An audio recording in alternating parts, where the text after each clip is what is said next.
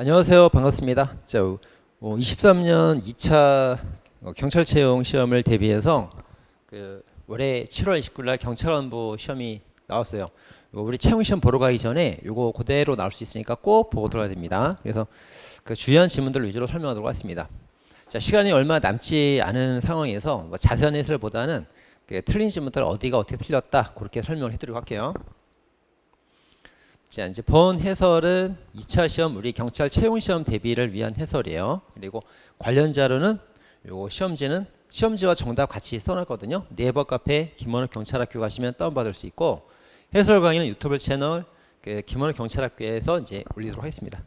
자, 제가 링크 걸어둘 테니까 유튜브 채널 그 아래 그 링크 타고 가서 네이버 카페 가지고 관련 자료 받으시면 됩니다. 자, 그러면 지문들은 주로 틀린 지문들이 어디가 왜 틀렸다 정도 빨리빨리 간단하게 정리하고 넘어가도록 하겠습니다. 자, 1번입니다. 메뉴에 이제 1번이라고 써있죠? 1번. 그리고 주요 틀린 지문들은 제가 이렇게 따로 뽑아놨어요. 자, 1번. 쉬운 지문이죠. 판례 변경은 소급을 해도 괜찮기 때문에 소급표 금지 원칙에 위반되지 않습니다. 틀렸고요. 여기 빨간색은 틀린 지문이라는 표시예요. 틀린 지문. 1번 틀린 지문 그런 표시입니다. 틀렸고요. 2번은 이제 쉬운 문제였습니다. 자, 3번 문제. 최근에 잘 나오죠? 교통방해죄 추상적 위헌범이에요. 최근에 처음 출제됐는데 장례식 방해죄도 추상적 위헌범입니다. 구체적이란 말이 틀렸죠. 자, 구체적 위헌범, 추상적 위헌범, 계속범, 즉시범, 상태범 요거는 꼭 정리하고 들어가셔야 됩니다. 이번에. 자, 4번 문제 1번 지문. 자, 주식회사 운영하면서 발주처 공사대금 지원받았지만 인력요건 외형상 갖추기 위해서 자격증 소지자, 자격증 대여를 받은 거예요. 자, 이런 경우는 이제 뭡니까? 행정법 위반이죠. 국가적 공공적 법이 침해가 됩니다. 행정법 위반이기 때문에 사기죄가 성립하지 않는다 이렇게 봤습니다. 자, 국가의 어떤 공사를 시행할 때 사기죄가 되려면 공사 완성에 어떤 의사나 능력 없이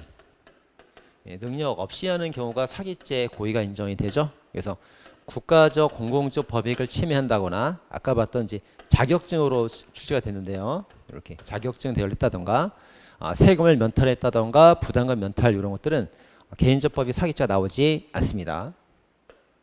그래서 요 공공적 법익 침해를 자격증 소지라고 자격증 대여라고 표현했기 때문에 이걸 보고 공공적 법익 침해에 불과하다, 과태료 행정질서벌로 충분하다 이 문구를 잡아낼 수 있어야 돼요. 주의하셔야 됩니다. 자, 5번 문제. 이제 쌤 교재에 있는 판례 처음 나왔습니다. 자, 임금 등 직업임무 전부와 관련하여 다툴 만한 근거가 있다면 근로기준법 위반의 고의가 없었다. 근거가 있으니까 고의가 없었다. 맞습니다. 맞는 질문. 자, 6번입니다. 가번. 가번은 출판 때 배웠죠? 출판 때. 침해 현재성이라는 것은 형식적 기수가 됐는지에 상관없이 형식적으로 기수가 되었는지에 상관이 없죠. 기수가 되었는지에 상관이 없고 타인 법익에 관한 침해가 실질적 상황이 종료가 됐는가로 봐야 돼요. 그러니까 종료되기 전까지는 계속성이 있는 거예요. 따라서 침해 중간에 일시적 침해가 중지가 된 상태라 하더라도 계속적 침해가 인정되기 때문에 정당방위 이상은 될 수 있습니다. 10번 때 배웠던 거.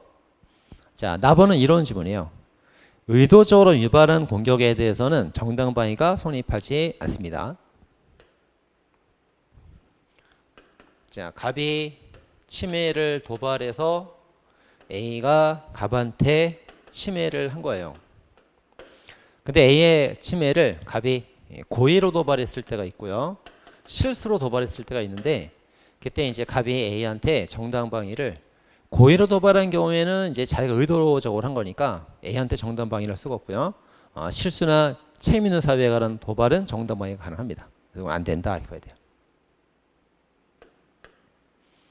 그렇죠? 그래서 의도적으로 도발한 공격행위에 대해서 정당방위 못합니다.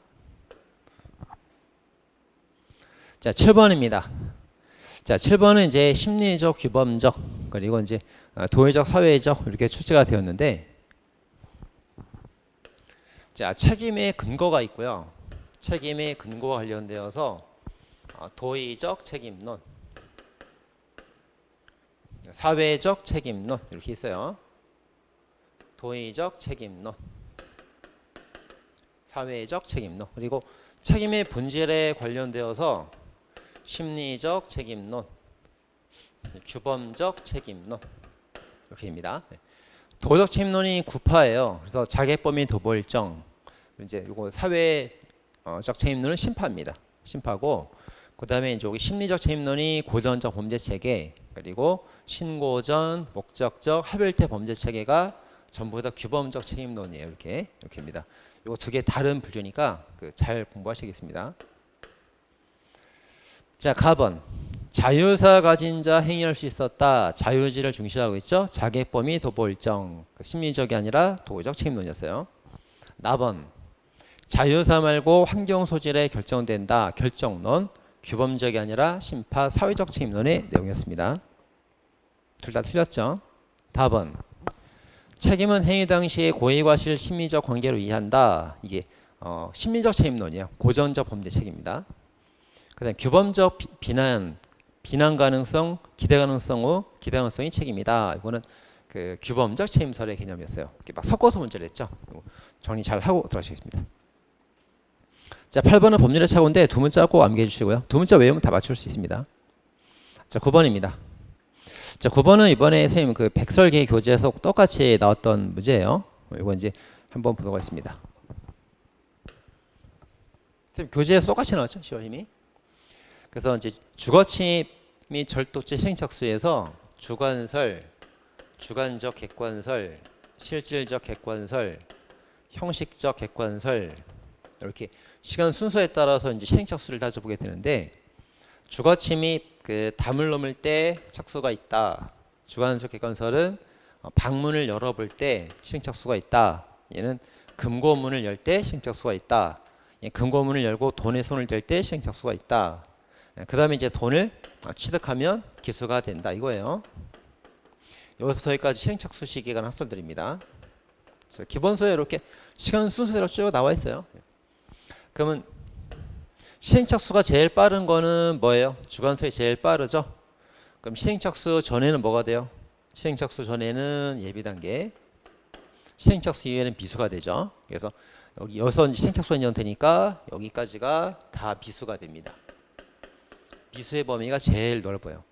근데 형식적 객관설은 돈에다 손을 댈 때 실행착수가 인정되니까 여기서부터 기수까지가 미수인데 미수 범위가 제일 짧습니다. 제일 짧고요. 실질적 객관설은 실질적이라는 게 무슨 말인지 애매모호하다 이런 비판을 받고 있고요. 주관적 객관설이 이제 절충설입니다. 그래서 주관설과 객관설의 절충설 이렇게 되는 거예요. 자, 보겠습니다. 그러면 자, 가번. 형식적 객관설이 실행착수 늦게 인정하니까 미수의 범위가 제일 짧아요. 제일 좁다. 맞죠? 실질적 객관설은 직접적 위험이 모호하다는 비판을 받고 있다. 맞죠?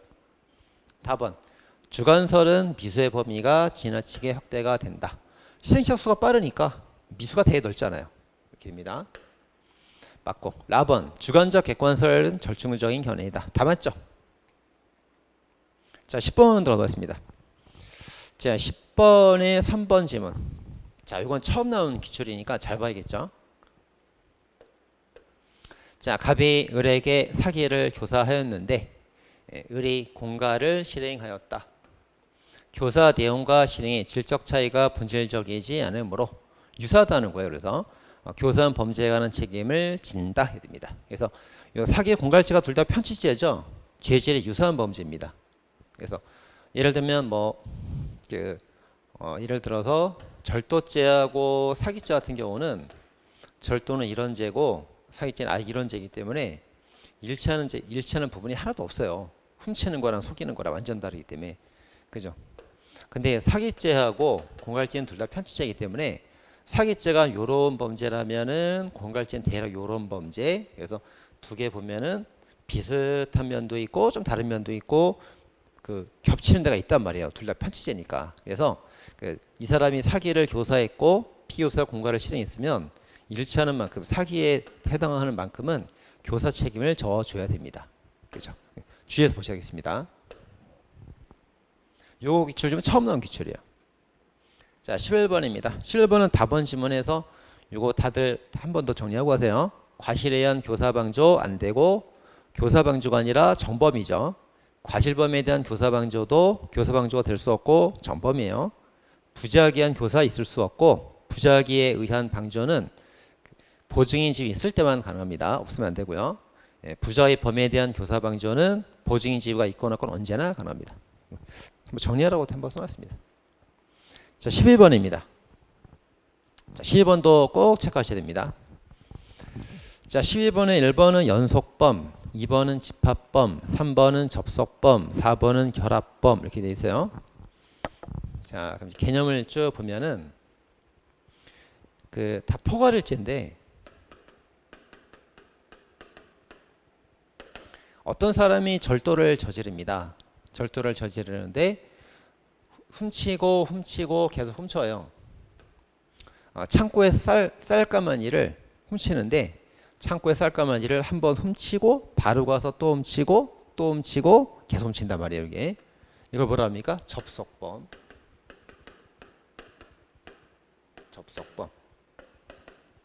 절도를 계속하는데 접착돼서 계속한다 이 말이에요. 자, 그 다음에 이제 오늘 하나 훔치고 내일 하나 훔치고 다음 날 하나 훔치고 이렇게 하루에 하나씩 훔칩니다. 그럼 계속해서 연달아 훔치는 건 접속된 건 아니죠. 이제 그것도 계속된 범죄이긴 한데 접착돼서 있는 건 아니고 하루 정도 시간적 간격이 있다. 그래서 연달아 연속범이라고 합니다. 연달아. 그래서 접속범, 연속범 둘 다 포괄일제예요. 자, 그러면 이제 여기서 연속범을 보겠습니다. 자, 연속범은 하루에 하나씩 쌀가마 훔치는 거죠. 연속범은 구성유죄에 해당되고 유책이 되며 침해가 성립되므로 피해 법익의 동일성, 법익이 동일해야 되고 보호되는 법익도 같아야 됩니다. 따라서 횡령배임은 배신죄라서 보호되는 법익이 똑같아요. 행위 수법도 똑같고, 근데 사기는 편취죄이기 때문에 배신죄와는 죄질이 다르죠. 그래서 요렇게는 포괄일치가 가능한데 요렇게는 포괄일치가 나올 수가 없어요. 틀린 겁니다. 아시겠죠? 집합범은 이제 맞는 지문이고요. 다음 접속범 같은 경우는 이제 접착해서 계속하는 범죄입니다. 맞는 지문이고요. 그 다음에 결합범은 이제 뭡니까? 절도와 폭행을 합쳐서 강도가 된다 이런 내용이죠. 이것도 포괄일제 맞습니다. 자, 13번입니다. 자, 13번은 1번이 이제 형이쇼가 한번 나왔는데 예전에도 한번 나온 적이 있어요. 그래서 3년에서 5년 이상, 3년 미만 5년 이상 자격증 지정 같은 경우 형이쇼가 7년입니다. 7년 기억해 주시고.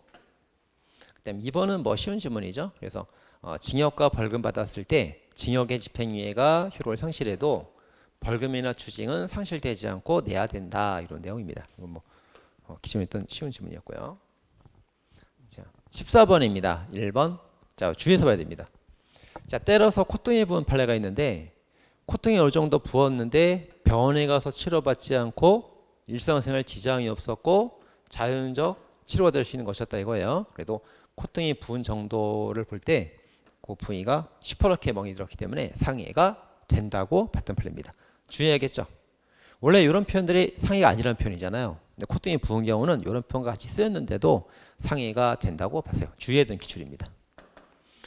콧등이 부은 거는 단순 상해이고 콧등 절단에서 안면 불구된 거는 중상해죠. 그것도 잘 비교해서 보시면 되겠습니다. 자, 15번은 폭행죄 문제였습니다. 16번. 요것에 원기총이 똑같은 문제 있었죠. 그래서 토마토 상자 운반인데 화물차가 주차가 돼 있어요. 운전 중이 아니다 이거예요. 그래서 교통사고가 아니죠. 뭡니까? 운반사고죠. 이게 만약 교통사고라면 교통사고 처리 특례법에 따라 기소가 면제될 수 있는데 교통사고가 아니라 운반사고이기 때문에 과실치상죄가 인정될 수 있다. 봤던 판례입니다. 교통사고 해당하여가 틀렸습니다. 쌤 책에 그대로 똑같이 나온 지문이에요. 자, 17번입니다. 자, 자의로 임벌한 사람은 자의로 퇴원할 수 있어야 되는데 자의 퇴원을 방치하고 있었죠. 부작위 감금죄가 되는 사건이었습니다. 자, 18번에 1번. 자, 협박죄 기소 시기는 언제예요? 인식할 때 기소가 되죠. 공포심을 일으켰든 말았든 인식할 때 기소가 된다 해야 됩니다. 미수 틀렸고요. 자, 강요죄 폭행은 2단계 폭행입니다. 사람에 관한 심리적인 폭행도 가능하기 때문에 꼭 신체에 대한 행사할 필요는 없어요. 틀렸고요. 자, 3번. 자, 의무 없는 일을 하게 해야 강요죄죠. 의무 있는 일을 하게 했을 때는 강요죄가 논리지가 없고요. 그 다음에 4번. 자, 공무원이 폭행 협박으로 재산을 요구했는데 상대방이 뭔가를 이익을 기대하면서 돈을 줬단 말이에요.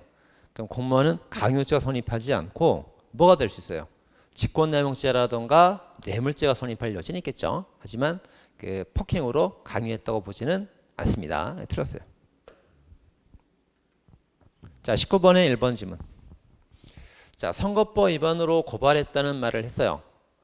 범인을 고소 고발했다는 거는 칭찬하고 잘했다고 하는 겁니다. 명예훼손죄가 성립하지 않습니다. 다만 이제 명예훼손이 되려면 어떻게 됩니까? 그 동기나 경위가 언급이 있었다면 그럼 명예훼손이 될 수도 있겠죠. 야, 걔가 쟤를 고발했대. 근데 실은 지가 진범이면서 남한테 누명 씌운 거야. 이런 비하인드 스토리가 드러나면은 명예훼손이 될 수도 있단 말이에요. 근데 그런 동기나 경위에 대한 언급이 없대요. 없으니까 단순 고발이라는 뜻이죠. 그래서 명예훼손이 될 수가 없습니다. 틀린 지문. 이거 언급이 있었다고 바꿔버리면 명예훼손이 될 수도 있는 거예요. 그러니까 주의해서 보셔야 됩니다. 쌤 책에도 똑같은 지문 그대로 있어요. 원기총에. 자, 20번입니다. 20번은 재판에서 배운 거죠. 자, 갑이 무자격에 의해서 개설된 의료기관이니까 이 의료기관 운영은 불법. 자, 갑의 무자격 의료기관 운영은 불법. 업무가 아닙니다. 자, 근데 그 안에서 이제 A 허가받은 의사가 진료하는 진료 업무는 그 적법. 진료 업무는 적법. 그래서 이제 어떤 피고인이 병원 운영을 방해하면은 불법을 방해해서 제가 성립하지 않지만 A의 진료 업무를 방해하면은 적법을 방해한 거니까 제가 성립을 하죠. 그래서 여기 고용 이걸 방해한 게 아니고 요거 진료 업무를 방해했대. 운영 업무가 아니라 진료 업무를 방해했대. 그래서 제가 된다고 해야 되는 판례입니다. 자, 맞는 지문입니다. 자, 4번 지문. 다른 사람 작성 타인 논문 대작을 시켰으니까 업무방해가 성립을 합니다. 다른 거로 월등히 충족된다 하더라도 다른 사람 이름을 적였다는 점에서 제가 성립을 한다고 해야 됩니다. 틀렸고요. 21번 3번 지문. 등재 소변번 사건 추행죄가 되죠. 근데 객관적 행위를 평가하기 때문에 주관적 인식을 할 필요가 없어요. 인식해야 되는 틀렸습니다. 22번. 자, 이건 이제 위조된 유가증권 훔친 사건이죠. 그럼 이제 금제품이라고 합니다. 근데 금제품 몰수되기 전까지 금제품 소유자가 없잖아요. 위조된 통화 이런 거. 그래서 소유자를 보호하는 게 아니고 소지자, 점유를 보호해야 된다. 그래서 절도액죄가 된다고 합니다. 자, 나번. 자, 강도 범행 이후에 피해자 저항 상태가 해소되지 않은 상태였다면 이게 말하는 게 뭐예요? 강도를 계속하고 있는 중이다 그 말이에요. 강도를 계속하는 중에 상해했으니까 강도상해죄가 성립한다 해야겠죠. 틀렸습니다. 자, 다번. 살해하고 나서 불법 영득의사가 생겼어요. 영득의사를 가지고 살해한 게 아니고 따라서 강도살인죄다 그러면 안 되고 살인죄와 절도죄라고 해야 됩니다. 그리고 사자 점유가 인정되기 때문에 그 점유탐을 행령죄다 그럼 또 안 돼요. 그래서 살인죄와 절도죄 실체적 경합범이다 해야 됩니다. 그리고 판례 뭐라고 그랬어요? 생전에 가진 점유가 사후에도 계속된다 이런 말을 썼죠. 그죠? 죽은 사람이 사후에도 계속된다 말을 쓰면서 절도죄가 된다 말했습니다. 자, 23번은 사기의 공갈죄였고요. 24번의 라번. 자, 범죄 수익 은닉을 위해서 받은 증서는 불법한 관계란 말이에요. 불법한 신뢰에 관해서 침해하고 소비하면 횡령죄 넣을 수 없죠. 불법한 신뢰 침해에서 횡령죄가 나오는 판례는 포주 사건 하나밖에 없어요. 그 또 하나. 범죄 수익 은닉의 불법 신뢰에 관해서 판례가 두 개가 있잖아요. 두 개가 있는데 불법 관계, 범죄 수익이 있고 불법인 걸 알면서 했으면은 그 횡령죄가 성립하지 않지만 범죄 수익 불법인 걸 모르고 했으면 횡령죄가 되는 판례가 있죠. 그 두 개 꼭 비교해서 보셔야겠습니다. 잘 모르면 기본서 꼭 찾아보세요. 기본서에 두 개 정리되어 있습니다. 자, 25번. 자, 모텔 담뱃불 사건인데 현주방한 치사장죄는 성립하지 않았습니다. 성립하지 않았고 다만 중과실, 중실화죄하고 중과실 치사상죄가 성립했던 판례입니다. 자, 판례 물어봤어요. 자, 네가 낸 불은 꺼야 될 의무가 있지만 가능성이 없다고 봐서 부작에 성립하지 않는다 이렇게 봤습니다. 자, 4번 질문은 이제 이게 현주 건조물 방어 차상죄 판례인데 이건 부진정 결과적 가중범위죠. 그래서 중요한 결과에 대해서 고의가 있어도 되고 과실도 있어도 됩니다. 근데 공모가 없었다, 고의가 없었다는 뜻이에요. 예견할 수도 없었다, 과실도 없다는 뜻이에요. 이제가 성립할 수가 없는 거죠. 26번에 4번. 자, 직무를 보조하는 공무원이 있었어요. 그래서 이제 비공무원 을과 공모에서 갑이 결재권자 결재를 받아서 문서 완성한 겁니다. 먼저 이제 이 보조 공무원은 어떻게 돼요? 보조 공무원은 허위 공문서 작성죄 간접정보 처벌되지 않는 자를 이용했고 공무원 신분이 있으니까 허위 작성죄 간접정보. 그럼 여기 이제 을은 신분이 없더라도 전범은 될 수 없지만 공범은 될 수 있죠. 그래서 얘는 그 허위 작성죄 간접정보에 관한 공범이 성립할 수 있습니다. 그래서 파란색은 간접정보, 초록색은 공범 될 수 있다 이렇게 됩니다. 27번.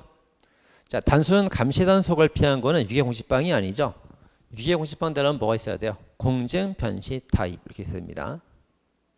들었고요. 28번. 자, 미필적 고의로 충분하죠. 무고죄. 그래서 무고죄 고의는 허위란 확신이 없는 사실에 관해서 미필적 고의도 충분하다 봅니다. 틀렸어요. 그래서 자, 그 다음에 3번 지문. 증인신문 절차에서 증인보호를 위한 규정이 지켜진 거로 인정되지 않는 경우라도 사실상 장애가 초래했다 볼 수 없습니다. 장애가 있었으면 어쩔 수 없었지. 그죠? 지킬 수 없었던 거지. 그러면 이제 유증자 성립하지 않단 말이에요. 근데 아무런 장애가 없는데도 유증했다는 것은 죄가 성립을 한다는 뜻이 됩니다. 장애가 있었다, 없었다로 판단하면 돼요. 자, 4번. 자, 성폭행 피해를 당하고 나서 성폭행 당했습니다. 신고를 했어요. 근데 보니까 이제 나중에 그 범인이 무죄평을 내줬다 이거예요. 그래도 이제 신고 사실, 신고 당시에는 이 사람이 진짜 피해를 당했다고 생각할 수 있기 때문에 그걸 허위라고 단정해서 안 된다는 겁니다. 4번은 맞는 지문이에요. 자, 29번입니다. 29번에 3번은 이제 수사준치의 문제가 나와졌는데요. 또 주의해야 되겠죠. 검사와 사경은 수사할 때 물적 증거를 기본으로 하여 실체 진실을 발견해야 된답니다. 인적 증거가 빠져야 돼요. 이거 틀렸습니다. 자, 30번입니다. 나번. 자, 부재자 재산 관리인은 현재 실종, 이제 현장에 없는 사람의 재산을 관리하는 사람인데 이 사람은 법원에 의해서 선임이 돼요. 법원에 의해서. 법원에 의한 선임이 되는 사람이니까 법정 대리인이에요. 법정 대리인. 그래서 피해자 엄마처럼 그 피해자 별개의 독립된 고소권을 갖게 됩니다. 그래서 고소 기간도 당사자 피해자가 아니라 그 법정 대리인을 기준으로 고소 기간이 계산된다 이거예요. 독립권. 그래서 부재자 재산관리인 법원이 선임하여 법정 대리인이다. 독립된 고소권을 갖는다. 자, 답은. 자, 고소할 때 이제 고소조서를 작성하죠. 근데 꼭 독립된 조서일 필요가 없고 무슨 뭐 진술조서도 괜찮고요. 질문에 답하는 뭐 질문 답변서 형식도 다 괜찮습니다. 자, 라번. 피해자가 A예요. 근데 법정 대리인 갑이 엄마란 말이에요. 그러면 그 딸이 싫어해도 엄마가 고소할 수 있고 그다음에 고소 기간도 엄마가 알았을 때부터 진행이 되는 거예요. 근데 변호사 을은 임의 대리인이죠. 임의 대리인이기 때문에 A가 시킨 대로만 해야 됩니다. 그래서 고소 기간도 A가 싫어하는데 을이 독립해서 할 수가 없고요. 그 기간도 피해자 A가 알게 된 때부터 진행되죠. 을이 틀렸습니다. 자, 마번. 자, 민사 사건에서 조정이 됐어요. 뭐 돈 얼마 받겠다 손해배상 조정이 되었습니다. 하지만 조정이 성립되었다 하더라도 형사법원 제1심 형사법원에 가서 처벌을 원한다 이렇게 말했단 말이에요. 그러면 고소를 취소한 게 아니죠. 처벌을 원한다 그랬잖아요. 고소는 유효하게 되는 겁니다. 들었고요. 자, 31번. 3번 질문. 자, 소변을 받아서 이제 제출을 하도록 요청한 거니까 영장주의 강제 처분 아니고요. 영장주의 적용되지 않습니다. 자, 32번. 검사 사경은 진술거부권 고지하고요. 변론 처리권도 고지를 하고 변환조를 받을 건지 말 건지 답변을 반드시 기재를 해줘야 돼요. 반드시 기재하고 기재했다는 걸 보여준 다음에 사인도 받아야만 합니다. 그러니까 기재할 필요 없다. 틀렸어요. 자, 33번. 체포영장 청구서에는 체포사유, 도망증거 사유 기재 틀렸죠? 체포사유는 이제 출석 불응이고 도망증거면은 구속사유입니다. 두 개 구분을 잘 하시고요. 자, 34번. 자, 구속기간이 만료될 무렵에 다른 영장 기재된 범죄와 종전 영장 기재된 범죄와 다른 범죄래. 다른 범죄라면은 영장 집행 가능합니다. 다시 영장 집행할 수 있어요. 자, 그다음 4번. 적법하게 체포된 피의자에 대해서 영장 청구받은 판사가 이제 영장 실질 심사를 할 때 피의자 신문할 수 있다. 일단 체포에 대해서는 영장 실질 심사가 없죠. 구속에 관해서만 있습니다. 그리고 또 하나 구속이라 하더라도 구속 전 피해자 신문은 필요적 절차예요. 필요다 인정될 때 하는 게 아니고요. 두 군데 다 틀렸습니다. 다 틀렸죠. 그래서 이제 그 체포하고 구속이 있으면 실질 심사는 체포에는 없고 구속에만 있어요. 그리고 체포하고 구속에 대해서 적부심 제도는 두 개 다 있죠. 두 개 다 있습니다. 그래서 그 체포할 때는 실질 심사를 안 하는데 구속할 때는 이제 그 구실을 찾아야 된다고. 구실을 찾아야 되니까 실질 심사 한단 말이에요. 그다음에 영장 발부해서 체포 구속을 한 다음에 요 체구가 적당한지 유치장이나 구치소에 감금할 때 넣을 수 있는 체구가 적당한지 이거 적부심 두 개 다 있단 말이야. 그죠? 그래서 잘 비교해서 봐야겠습니다. 자, 마번입니다. 피해자 신문 절차는 공개, 비공개로 진행하죠. 다만 이제 상당한 인정할 때 비공개 원칙이기 때문에 일반인들은 방청할 수가, 우리는 볼 수가 없어요. 이해관계인들만 방청을 할 수가 있습니다. 자, 35번. 자, 다번 영장을 이제 전부 다 권면, 속지 다 보여주고 제시하고 사본 교부해 줘야 되잖아요. 겉표지만 보여주면은 위협하죠. 치우되지 않습니다, 이거. 자, 라번. 자, 압수수색 영장 집행을 종료했어요. 그러면 끝. 기간 남아 있다고 다시 또 압수수색할 수 없습니다. X. 자, 36번. 자, 수사기관 이미 제출받은 저장 매체가 대부분 압수 대상과 그렇지 않은 게 혼재될 여지가 거의 없대요. 뭡니까? 모텔 몰카 사건이죠. 모텔의 몰카에서 찍힌 것들은 전부 다 증거고 다 쓸 수 있는 것들이란 말이에요. 다른 게 들어갈 여지가 없단 말이죠. 그래서 그럴 때는 참여하게 보장하지 않아도 증거 능력이 인정이 됩니다. 그래서 그 압수를 할 때 이렇게 저장 매체의 유관 정보, 무관 정보가 딱 분리가 하나단 말이에요. 이렇게 딱 분리해서 이렇게 이제 그 관련 있는 것만 선별해서 압수하는 게 원칙이죠. 이렇게 관계 있는 것만 선별 압수했을 때에는 이미 관련된 걸 뽑았으니까 수색을 하고 뒤져볼 때 관련 있는 것만 뒤져봐라 그렇게 쟤를 둘 필요가 없어. 이미 관련 있는 것만 뽑았으니까. 그리고 당사자 참여권도 보장할 필요가 없어요. 근데 이제 저장 매체에 보니까 범죄 유관 정보, 무관 정보가 섞여 있단 말이에요. 이렇게. 그래서 선별이 불가능합니다. 불가능하고 이걸 전부 저장 매체 전부를 다 압수할 거라고 영장이 기재가 돼 있을 때, 그럴 때 안에서 이제 전부 압수가 가능해요. 근데 전부 압수했을 때는 어떻게 됩니까? 관련된 유관 정보만 뽑아야 될 것이고 유관 정보만 뽑는지 당사가 참여해서 감독을 해야겠죠. 이게 다 필요한 거예요. 근데 보니까 이 모텔 몰카 사건은 이 저장 정보 안에 범죄 무관 정보가 없어요. 거의 찍힌 게 다 유관 정보라고. 다 유관 정보. 그러니까 전부 압수가 선별 압수가 되는 거예요. 그래서 참여권 보장이 없어도 된다 이런 말이 되는 겁니다. 자, 그다음 나번입니다. 자, 영장은 반드시 원본을 제시하고 사본 교부해야죠. 압수물 목록은 나중에 뭐 이메일이나 팩스로 보내줘도 괜찮습니다. 틀렸고요. 자, 다번. 저장 매체에 이미 제출한 그 피압자와 참여권 보장되어야 되는 그 저장 매체에 해당되는 여부에 대해서 압수수색 당시 외형적 객관적 판단하고요. 사후적 판단은 하지 않습니다. 자, 라번. 자, 판례가 두 개가 있죠. 신화통신 판례랑 이제 구글 서버 판례 두 개가 있는데 그 영장에 원격지 서버 압수가 기재가 돼 있단 말이에요. 그럴 땐 구글 클라우드 서버 압수할 수 있습니다. 근데 영장이 원격지 서버 압수가 기재가 안 돼 있을 때는 구글 클라우드 압수할 수 없죠. 근데 보니까 그 원격지 서버 저장 매체에 대해서 특정되어 있지 않다 그러잖아요. 그래서 이럴 때는 그 구글 클라우드 로그인되어 있는 걸 이용해서 그 구글 클라우드 전 정보 압수했을 때 영장 유지 위반 되는 겁니다. 되는 거죠. 틀렸습니다. 자, 37번. 자, 현장 사진 중 사진 가운데 위치한 촬영 일자. 요 날짜가 조작된 거다 이거. 몇 년 몇 월 며칠 촬영이라도 있는데 조작된 거다. 이렇게 다투고 있단 말이에요. 자, 원래 이제 요 판례는 증거 동의를 하고 나서 철회해도 한번 증거 동의해서 증거 채택이 되면 나중에 철회해도 증거 능력이 있다. 이게 이제 주 논점이에요. 주 논점이고 이건 부가적인 논점으로 이제 출제가 된 건데 판례는 어떻게 보고 있냐면 이 현장 사진 자체는 비진술 증거로 봅니다. 그래서 그 자체로 조작된 게 없으면 바로 쓰면 돼요.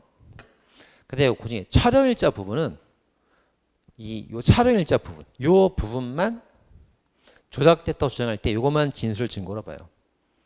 요 범죄 현장 사진이 몇 월 며칠 며칠 날 이걸 했다고 말을 하고 있는 거 아니냐. 그래서 요 부분만 진술 증거로 봐서 전문 법칙을 적용해 해결하면 끝난다. 이렇게 보는 판례입니다. 나눠서 봐야 돼요. 나눠서. 자, 이렇게 출제가 됐고요. 주의해서 봐야 됩니다.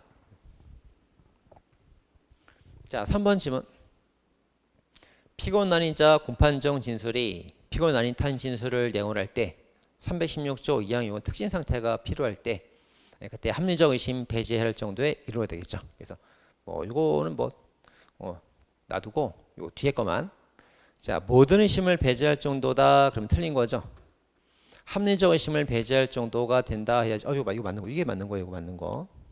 그래서 모든 의심을 배제할 정도는 틀린 말이고 합리적 의심을 배제할 정도가 맞는 말입니다. 그리고 요 합리적 의심이라는 거는 뭐예요? 피고인한테 유리한 무죄라는 의심이 배제가 되어야 유죄가 나온다는 거죠. 그래서 불리한 의심이 아니고 유리한 의심을 말하는 거예요. 이렇게 세 가지 정리하면 되겠습니다.